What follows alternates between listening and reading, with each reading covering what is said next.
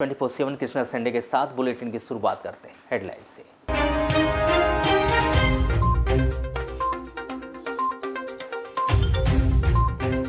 लालबरा क्षेत्र में 2 अलग अलग दुर्घटनाओं में 2 लोगों की हुई मौत, 4 लोग गंभीर रूप से हुए घायल, जिला चिकित्सालय में किया गया भर्ती।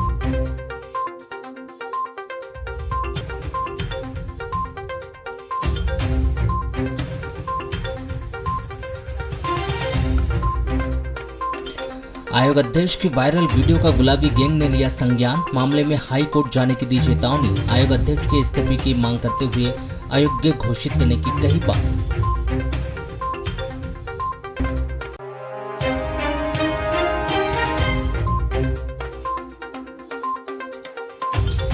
एनएसयूआई जिला अध्यक्ष के रूप में सागर कटोते को दिया गया दायित्व। एनएसयूआई छात्र संगठन में कहीं खुशी तो कहीं गम का माहौल बने।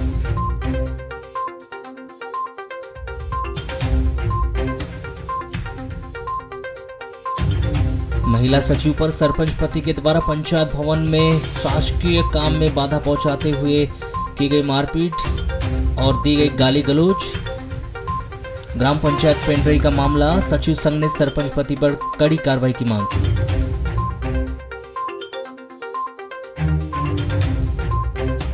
कटंगी थाना क्षेत्र के ग्राम टेकाड़ी कालीमाटी में एक नाबालिग लड़की और एक युवक ने खाया जहर, दोनों के अस्वस्थ होने पर जिला अस्पताल में किया गया भर्ती।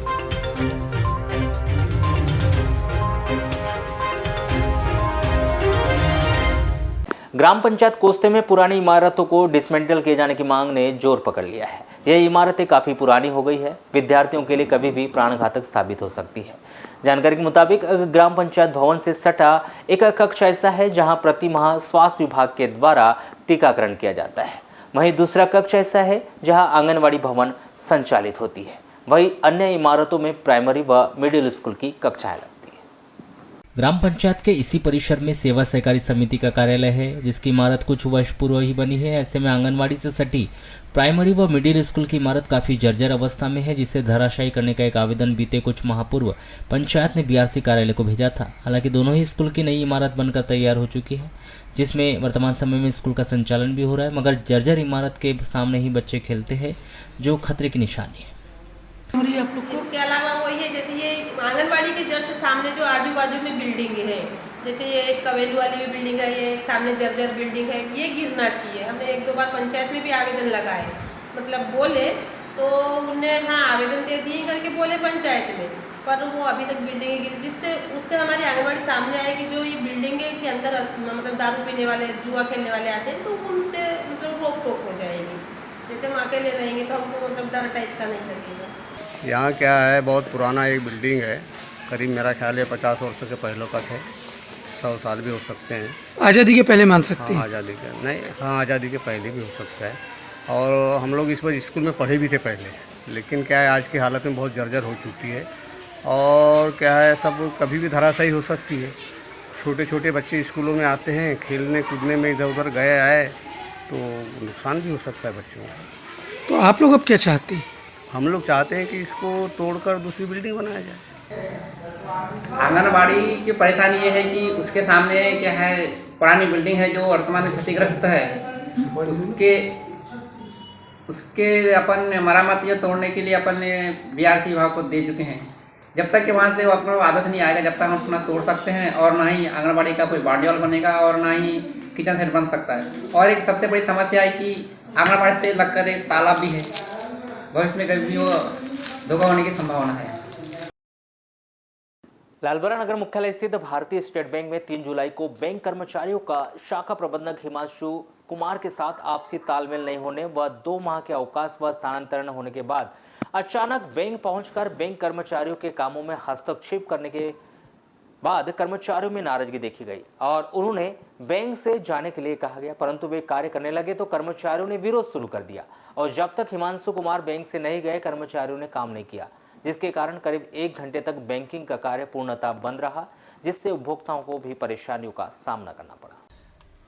कर्मचारियों की नाराजगी को देखते हुए शाखा प्रबंधक हिमांशु कुमार बैंक से चले गए, जिसके बाद बैंक के कर्मचारियों ने अपना कार्य शुरू किया और बैंक में लेन देन जमा करने सहित सभी कार्य प्रारंभ हो गए।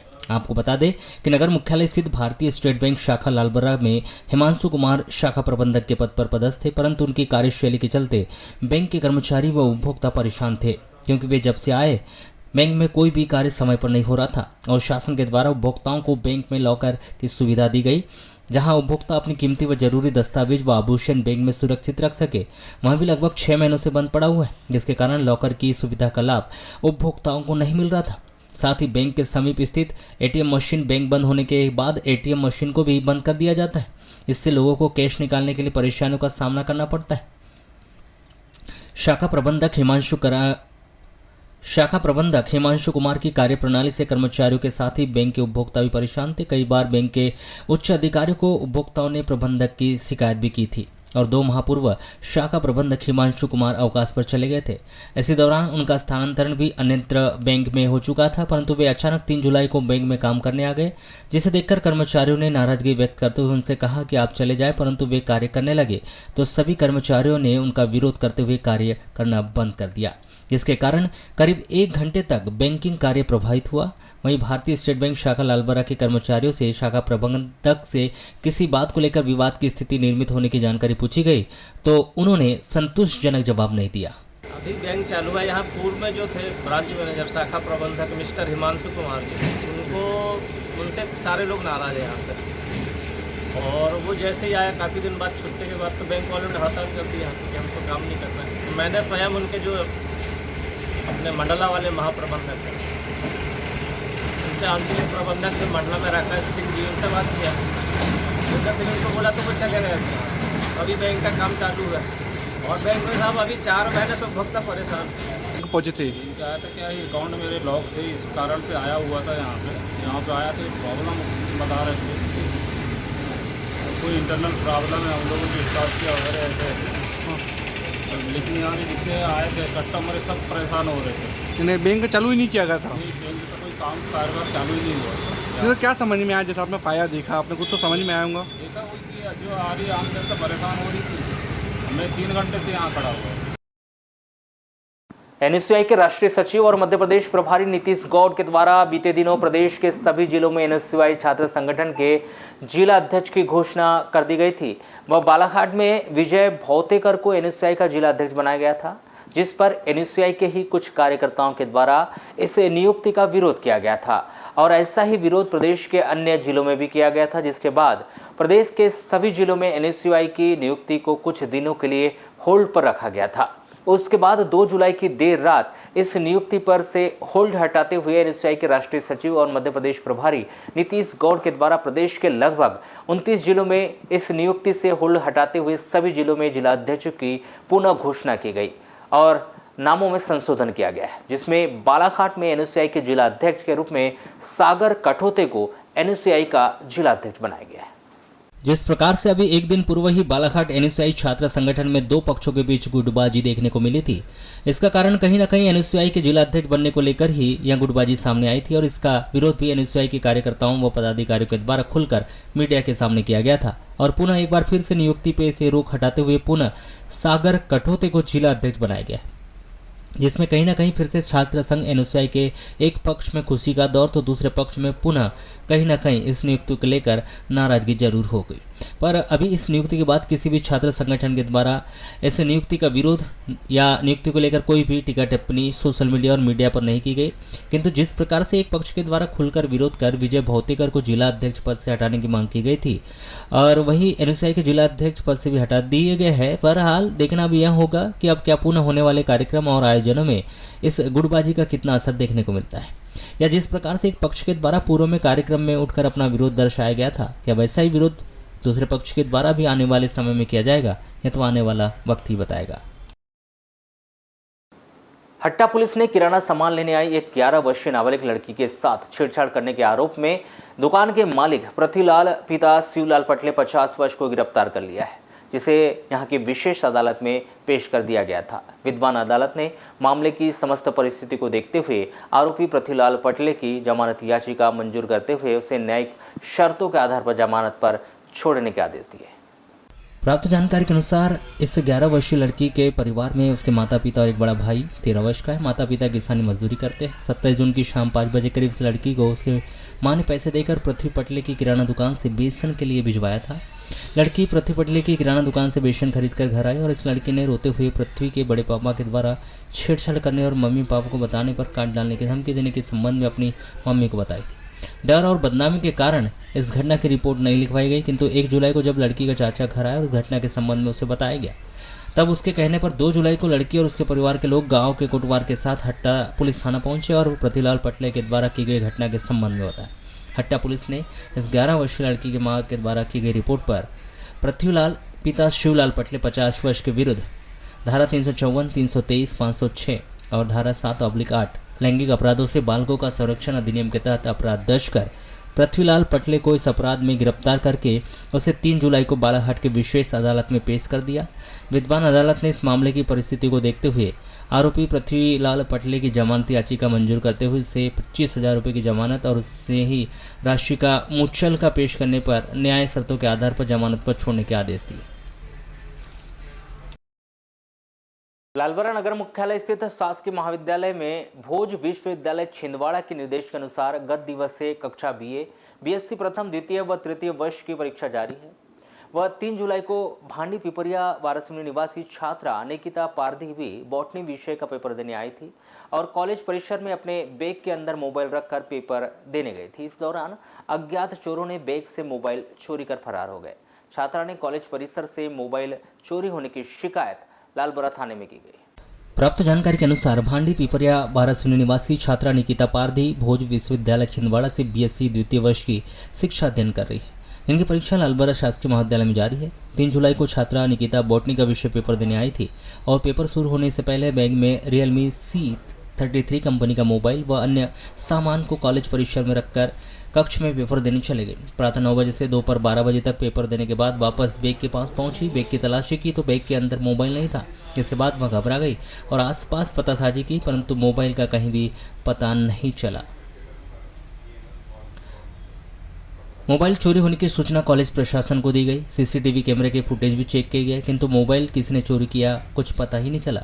जिसके बाद छात्रा थाना पहुंचकर मोबाइल चोरी होने की रिपोर्ट दर्ज करवाकर मोबाइल चोरी करने वाले अज्ञात चोर पर सख्त कार्रवाई करने की मांग की। आज जब हम पेपर देने आए थे तो हमारा मोबाइल मतलब हम पेपर देने आए थे, उस टाइम में हम बहुत लेट हो गए थे, तो हम बहुत लेट से पहुंचे और हमारा बैग हमने सामने ही रख दिए थे। जिससे हम पेपर दे के आए तो उस टाइम में हमने बैग में देखे तो मोबाइल नहीं था, मोबाइल चोरी हो गया। तो आपका बैग अकेला रखा था? सभी के बैग? नहीं, सभी का बैग था, उसमें ही हमारा।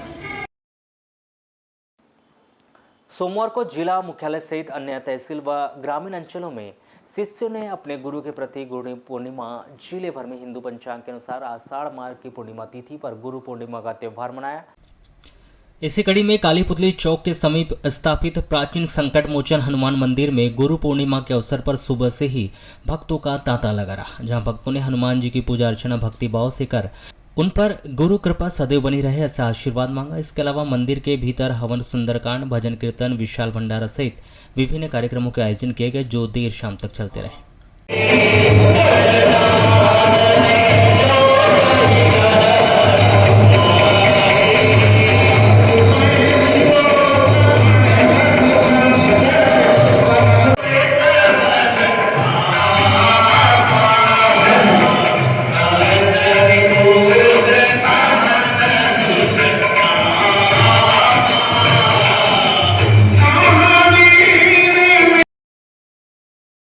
मुख्य न्यायिक दंडाधिकारी संजीव कटारे की अदालत ने Messrs Idnani nursing home, doctor Vimla Idnani Katangi और doctor Vimla Idnani occupier proprietor Messrs doctor Vimla Idnani nursing home Katangi को पर्यावरण संरक्षण के नियमों का उल्लंघन करने के आरोप में पर्यावरण संरक्षण की धारा 15 के तहत न्यायालय उठने तक का कारावास और 30,000 रुपये अर्थदंड से दंडित किया है। विमल सिंह घटना के संबंध में बताया कि मध्य प्रदेश नियंत्रण बोर्ड का गठन जल प्रदूषण निवारण व नियंत्रण अधिनियम 1974 की धारा 4 के अंतर्गत हुआ तथा उक्त अधिनियम के अंतर्गत निगमित नियमों के लागू किए जाने का दायित्व निर्वहन बोर्ड के द्वारा किया जाता है। मेसर्स इदनानी नर्सिंग होम का संचालन डॉक्टर विमला इदनानी के द्वारा किया जा रहा था। तथा उक्त नर्सिंग होम से उत्पन्न होने वाले जीव चिकित्सा अपशिष्ट के प्रबंधन व डिस्पोजल हेतु डॉक्टर विमला इदनानी के द्वारा मध्य प्रदेश प्रदूषण नियंत्रण बोर्ड से कोई प्राधिकार भी प्राप्त नहीं किया गया था तथा अस्पताल से उत्पन्न होने वाले दूषित जल के उपचार हेतु दूषित जल उपचार संयंत्र भी स्थापित नहीं किया गया था। विमला इदनानी के द्वारा जीव चिकित्सा अपशिष्ट प्रबंधन अधिनियम 2016 के तहत प्राधिकार प्राप्त किए बिना ही अस्पताल का संचालन किया जा रहा था। इसके द्वारा बिना वैध प्राधिकार के जीव चिकित्सा अपशिष्ट का उत्पादन, भंडारण, परिवहन व डिस्पोजल किया गया था। परिवारवादी बोर्ड के द्वारा दिनांक 25 जनवरी 2011, 9 फरवरी 11 जनवरी 2016 को पत्र जारी कर प्राधिकरण का नवीनीकरण प्राप्त कर जीव चिकित्सा अपशिष्ट का नियम के अनुसार डिस्पोजल सुनिश्चित करने हेतु सूचित किया गया था, परंतु डॉक्टर विमला इदनानी के द्वारा सूचना का कोई जवाब नहीं दिया गया। परिवादी बोर्ड के द्वारा 15 सितंबर 2017 को डॉक्टर विमला इदनानी के संस्थान का निरीक्षण किया गया। निरीक्षण में संस्थान बिना प्राधिकार प्राप्त किए ही संचालित हो न पाया गया। डॉक्टर विमला इदनानी के संस्थान के द्वारा जीव चिकित्सा अपशिष्ट प्रबंधन अधिनियम 2016 के तहत डिस्पोजल किस प्रकार किया जा रहा है इसकी जानकारी प्रस्तुत नहीं की गई। नियमों के अनुसार वार्षिक रिपोर्ट भी प्रस्तुत नहीं की गई थी। डॉक्टर विमला इदनानी व उनके संस्थान के द्वारा जीव चिकित्सा अपशिष्ट प्रबंधन अधिनियम 2016 के नियम 4 व 10 का उल्लंघन किए जाने के कारण परिवादी बोर्ड के द्वारा अभियुक्तगण के विरुद्ध यह परिवाद पत्र पर्यावरण संरक्षण अधिनियम 1986 की धारा 15 के तहत प्रस्तुत किया गया था। विचरण के उपरांत न्यायालय ने आरोपी गणों को दोषी पाते हुए उपरोक्त सजा से दंडित किया है। वाराणसी नगर में स्थित दिगंबर जैन मंदिर में दिगंबर जैन पंचायत कमेटी के तत्वाधान में 3 जुलाई को भव्य शोभा यात्रा निकालते चातुर्मास कलश स्थापना कार्यक्रम का आयोजन किया गया, जिसमें दिगंबर जैन मंदिर में प्रतिदिन के अनुसार सुबह से ही विभिन्न कार्यक्रमों के आयोजन विधि विधान से पूजन अर्चन कर किया गया। जिसमें दिगंबर जैन मंदिर में प्रतिदिन के अनुसार सुबह से ही विभिन्न कार्यक्रमों के आयोजन कर विधि विधान से पूजन अर्चन किया गया, जिसके बाद दोपहर में भव्य कलश यात्रा गाजे बाजे के साथ नगर में निकाली गई और नगर के विभिन्न चौक चौराहों का भ्रमण करते हुए कीर्ति स्तंभ पहुंची। यहां से यह यात्रा वापस जय स्तंभ चौक होते हुए वापस दिगंबर जैन मंदिर पहुंची। यहाँ पर विधि विधान से पूजा करते हुए चतुर्मास कलश की स्थापना की गई, साथ ही अन्य कार्यक्रमों के भी आयोजन किए गए।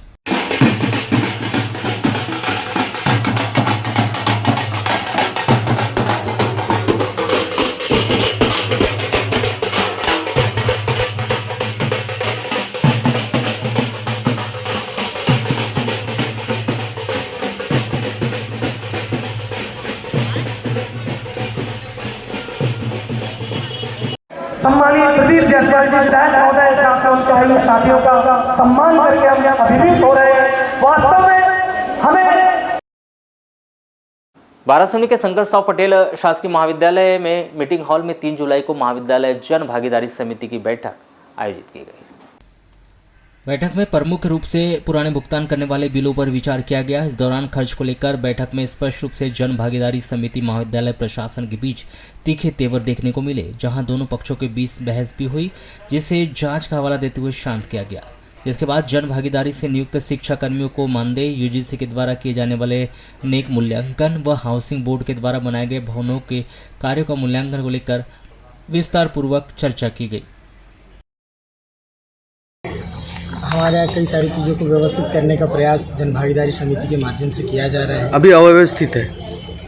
हाँ, अभी हमें कई सारी चीज़ें समझने में एक जांच की आवश्यकता है, निरीक्षण की आवश्यकता है, जिसके आधार पर हम महाविद्यालय के लिए छात्र हित में और महाविद्यालय हित में समिति को जो अधिकार है उपनियम के माध्यम से व्यवस्था बनाने का, तो उसके लिए एक आवश्यक जाँच के माध्यम से ही हम निर्णय ले सकते हैं। उसके लिए अभी हमारी जो कार्यवाही है वो प्रक्रियाधीन है। क्या क्या चर्चा हुई बैठक में आज हमारे बैठक में महाविद्यालय में प्रवेश को लेकर के जिस प्रकार से अभी हमने लगातार देखा कि महाविद्यालय में बच्चे रेगुलर नहीं आ रहे थे, तो उसके लिए अभी इस बार हमने इस मीटिंग में एक महत्वपूर्ण प्रस्ताव पास ये किया है कि प्रत्येक छात्र को कम से कम 70 दिन की उपस्थिति, जो 70% होना चाहिए, जो शासन के आदेश है, उसका पालन छात्र करे। उसके लिए छात्र के माध्यम से पालक के सिग्नेचर के साथ में पत्र लिया जाएगा जो प्रवेश समिति है उसके माध्यम से, और उसके आधार पर उनका जो प्रवेश है वो कन्फर्म किया जाएगा। जन भागीदारी समिति की बैठक आहूत की गई थी और जन भागीदारी समिति के अध्यक्ष श्री प्रफुल्ल बिसेन जी की अध्यक्षता में यह बैठक आहूत की गई और विभिन्न मुद्दों पर चर्चा की गई और जिसमें कॉलेज के विकास से संबंधित मुद्दे रखे गए। उसमें समिति के निर्णय अनुसार निर्णय लिया गया। मैडम, बैठक में हिसाब किताब को लेकर कुछ विवाद की स्थिति उत्पन्न हुई है? नहीं, विवाद की स्थिति तो नहीं हुई। सामान्य चर्चा हुई है कि कितना व्यय हुआ है और मध्य से कितना किया जा रहा है, इस संबंधी चर्चा हुई है। अध्यक्ष महोदय ने एक शिकायत आपसे दरख्वास्त की गई थी जिसमें अनियमितता को लेकर, आर्थिक अनियमितता को लेकर बहुत से मुद्दे उठाए थे, जिसमें आपने शीघ्र ही जांच करके कलेक्टर महोदय को प्रेषित करें। उसके बाद कलेक्टर महोदय से इन्होंने फिर शिकायत की और उसके बाद एक जांच टीम बनी, उस विषय में भी कोई चर्चा हुई है? बिल्कुल नहीं, इस संबंध में ऐसे कोई विशेष चर्चा नहीं। सामान्य वार्तालाप हुई है कि इस संबंध में कलेक्टर महोदय द्वारा एक जांच दल गठित किया गया, जिसमें ट्रेजरी ऑफिसर हैं, डीन है, मेडिक है, एग्रीकल्चर कॉलेज के संबंधित दल गठित किया हुआ, तो दल उस पर निर्णय। लालबरा में शासकीय स्कूल व कॉलेज शुरू होने के साथ ही छात्र छात्राएं शिक्षा अध्ययन करने आ रहे हैं। उनके साथ भविष्य में किसी प्रकार की आपत्तिजनक घटना कारित न हो सके, उसके लिए स्कूल व कॉलेज लगने व छुट्टी के समय गश्त करने के लिए पुलिस बल तैनात किए जाने की मांग को लेकर भारतीय राष्ट्रीय छात्र संगठन के पदाधिकारियों ने 3 जुलाई को थाना पहुंचकर थाना प्रभारी अमित भावसार को ज्ञापन सौंपा। एनएसआई के पदाधिकारियों ने बताया कि स्कूल व कॉलेज शुरू होने के साथ ही नगर मुख्यालय सहित ग्रामीण अंचलों के छात्र छात्राएं शिक्षा अध्ययन करने के लिए लालबरा मुख्यालय स्थित शासकीय स्कूल व कॉलेज आते हैं, परंतु कुछ असामाजिक तत्वों के द्वारा स्कूल व कॉलेज में प्रवेश कर छात्र छात्राओं को परेशान किया जाता है।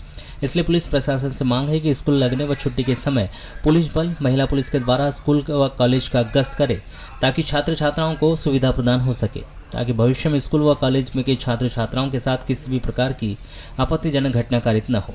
हम लोग समस्या तो बहुत है, लेकिन मुख्य समस्या ये है कि हमारे कॉलेज और स्कूल अभी ओपन हो गए, हाँ, 1 जुलाई को। तो इसके साथ साथ में गतिविधि इतनी ज़्यादा नकारात्मक गतिविधियाँ देखी जा रही हैं कि बहुत सारे बच्चे छात्र छात्राओं को उस गतिविधि से सामना करना पड़ रहा है। तो हम यहाँ थाना प्रभारी महोदय से सीआई सर से ज्ञापन देने के लिए आए हैं कि आपकी गश्ती एक साला खुलते समय और एक बंद होते समय बढ़ा दी जाए। क्या पाए, जैसे आप देखे होंगे आपने भी रास्ते में चलते हुए, क्या होता है देखा जाए तो ऐसे लोग हैं जो कि कॉलेज पर एडमिशन नहीं भी है, फिर भी आना जाना गतिविधि, लड़कियों को कुछ कहना, कमेंट करना, ऐसी कई गतिविधियां हैं जो कि नहीं होनी चाहिए। नहीं। तो क्या मांग की है आपने पुलिस प्रशासन से? हमने डीआई सर से यही मांग की है कि आप हमारी मांग को सामने देखते हुए जल्द से जल्द कार्रवाई करने की। लालबरा नगर मुख्यालय से लगभग 8 किलोमीटर दूर लालबरा बारासूनी मार्ग पर स्थित पलाकामती व खमरिया के बीच स्थित नाले के समीप सोमवार को दोपहर 3 बजे चौपहिया थार वाहन की टक्कर से बाइक सवार न्यू पब्लिक स्कूल के नेवरगांव वाराजुनी के संचालक पाथरी निवासी 56 वर्षीय लिखनलाल पटले की घटनास्थल पर ही मौत हो गई। प्राप्त जानकारी के अनुसार न्यू पब्लिक स्कूल नेवरगांव वारा के संचालक पाथरी निवासी 56 वर्षीय लिखनलाल पटले सोमवार को दोपहर 2 बजे मोटरसाइकिल से स्कूल के काम से जनपद शिक्षा केंद्र लालबरा आया था और काम पूर्ण होने के बाद वापस अपने गांव जा रहा था। तभी पलाकामती व खमरिया के बीच स्थित पुलिया के पास लालबरा की ओर से जा रहे चौपहिया वाहन चालक ने तेज रफ्तार व लापरवाही पूर्वक वाहन चलाते हुए पीछे से मोटरसाइकिल को जबरदस्त टक्कर मार दी, जिससे बाइक चालक लिखनलाल पटले की घटनास्थल पर ही मौत हो गई। वहीं चौपहिया वाहन चालक फरार हो गया, जिसके बाद ग्रामीणजनों को घटना की जानकारी लगी तो वे चौपहिया वाहन का पीछा किया, तो चालक ने तेज रफ्तार से वाहन को चलाते हुए घटनास्थल से करीब 3 किलोमीटर दूर खमरिया जंगल क्षेत्र के अंदर वाहन को छोड़कर भाग गया। घटना की जानकारी लगने के बाद एसडीओपी अरविंद श्रीवास्तव, थाना प्रभारी सहित पुलिस स्टाफ मौके पर पहुंचकर आवश्यक कार्रवाई कर शव को बरामद कर लालबरा के सामुदायिक स्वास्थ्य केंद्र लाकर आया, जहां चिकित्सकों के द्वारा पोस्टमार्टम करवाकर शव परिजनों को सौंप दिया है और पुलिस ने मर्ग कायम को जांच शुरू कर दी है। ये बीआरसी कार्यालय आए थे स्कूल से डाक जमा करने के लिए। स्कूल में क्या है ये? स्कूल में हेडमास्टर है वहाँ के, प्रिंसिपल। हाँ, प्रिंसिपल। तो कैसा क्या हादसा हो गया? ये यहाँ डाक जमा किए, जो वापसी आ रहे थे तो 2 बजे मतलब के आसपास मुझे खबर लगी। मैं निरोगा में था, मुझे खबर लगी कि एक्सीडेंट हो गया। मैं आके देखा तो पब्लिक जमा हो गई थी वहाँ पे, पुलिस वाले भी आ गए थे। तो घटना चौक की है, कहाँ की है? खमरिया नाला किनारे, मतलब नाले के पास में, नाले के पास में मुर्गी फार्म जो है। तो इसमें घटना में एक्सीडेंट की सूचना मिली थी, जिसमें मृतक लिखनलाल पटले हैं, पाथरी के रहने वाले हैं, थाना लालबरा। वो मोटरसाइकिल से वाराणसी से लालबरा की ओर जा रहे थे। एक काले रंग की कार गाड़ी लालबरा से वाराणसी के पास तरफ आ रही थी, काफ़ी तेज़ रफ्तार थी। और बड़े डेंजरस ढंग से वो चला रहा था गाड़ी को, और रॉन्ग साइड में आके उसने ट्रक की मोटरसाइकिल में टक्कर मारी। मौके पर ही ट्रक की मौत हो गई। हम इन्वेस्टिगेशन कर रहे हैं, कार्रवाई के अनुसार जो कार्रवाई कड़ी से कड़ी होगी की जाएगी। परसवाड़ा विधानसभा क्षेत्र के मोतेगांव से यात्री मार्ग पर पुल का निर्माण पीडब्ल्यूडी विभाग के द्वारा किया जा रहा है और जो कार्य अधूरा होने के कारण आवागमन अवरुद्ध हो गया है। बारिश के चलते पुल के पैदल पार करना भी मुश्किल हो गया है। ग्रामीणों का आरोप है कि पुल का निर्माण अधूरा छोड़कर ठेकेदार भाग गया है। ऐसे में बारिश शुरू हो चुकी है, जिससे ग्रामीण, किसान और स्कूली बच्चों का आवागमन बंद हो गया है। बताया जा रहा है कि ग्राम पंचायत मोतीगांव से यात्री मार्ग पर पुल का निर्माण कार्य एजेंसी पीडब्ल्यूडी विभाग के द्वारा ठेकेदार को दिया गया। अब इसी मार्ग पर सुविधा के बजाय दुविधा उत्पन्न हो रही है, जहां ग्राम अत्री के स्कूली छात्र छात्राओं को मोतीगांव में शिक्षा ग्रहण करने जाना पड़ता है, लेकिन पुल का अधूरा काम छोड़कर ठेकेदार भाग जाने के कारण 3 किलोमीटर घूमकर मोतीगांव स्कूल जाना पड़ रहा है। स्थानीय ग्रामीणों के द्वारा बताया जा रहा है कि इसकी शिकायत ग्रामीण जनों व सरपंच मोतीगांव के द्वारा पीडब्ल्यूडी के अनुविभागीय अधिकारी से की गई, परंतु अधिकारी के द्वारा पुल निर्माण के संबंध में कोई संतोषपूर्ण जवाब नहीं दिया गया, न ही कोई वैकल्पिक साधन बनने की बात कही गई। आक्रोशित किसान व ग्रामीणों ने बताया कि जल्द से जल्द पुल का निर्माण कार्य प्रशासन कराए, अन्यथा इस पुल में कोई अप्रिय घटना घटित होती है तो इसके जिम्मेदार पीडब्ल्यूडी के अधिकारी कर्मचारी को होंगे। से क्या क्या समस्या का सामना करना पड़ा? बहुत पुल बनना चाहिए ना। अरे तो ठेकेदार काम छोड़ के भाग गया तब कौन बनाएगा? वही तो जवाबदारी किसकी है? ठेकेदार। यहाँ तो सबकी समस्या बन गई कि किसान नहीं आ सकेंगे, बच्चे स्कूल नहीं जा सकेंगे, तो फिर कैसे क्या सब बात हुई। तो आप क्या कहना चाहते हैं इस संबंध? नहीं तो बनना चाहिए ना, आसान बनवा के देना चाहिए। और हमारा भी तकलीफ हो गया। खेती फंसी है इससे? हमारा है 3 एकड़। अच्छा, 3 एकड़ में आप रबी भी लगाते हैं क्या? हाँ लगाते, लखोड़ी बोया थे जी। अच्छा, वो भी नहीं होया, ऐसी भी नहीं होया, सब फोड़ डाले पार, बांधेंगे के बोले, बांधे भी नहीं है, और जो भगे तो दोबारा लौट के नहीं आता। ठेकेदार बोलता है दीपावली में बोलते हैं। अच्छा, अब यहाँ से आना जाना कैसा हो पाएगा आपका? कोई दिक्कत नहीं है, सब हम तो अभी उधर जाएंगे तो खबर जाएंगे गड्ढा में, लड़के बच्चे स्कूल जाने को देगा। उस संबंध में क्या बोलना चाहते हैं? अभी तो वही ठेकेदार की लापरवाही की वजह से अधूरा है। कोई बच्चे को दिक्कत होगी अभी स्कूल आने में, खेती वाले को दिक्कत होगी खेती जाने में। अच्छा, कितने बच्चे हैं जो स्कूल छात्रा हैं कि यहाँ पे मोतीगांव स्कूल में आते हैं पढ़ने? पहली से 5वीं तक। लगभग कितने बच्चों की? लगभग 19। तब वो शिक्षा से वंचित रहेंगे या दूसरा रास्ता है आने के? घूम के आना पड़ेगा, वो घूम के तो भी उनको 1 किलोमीटर पड़ेगा, 3 किलोमीटर पड़ेगा।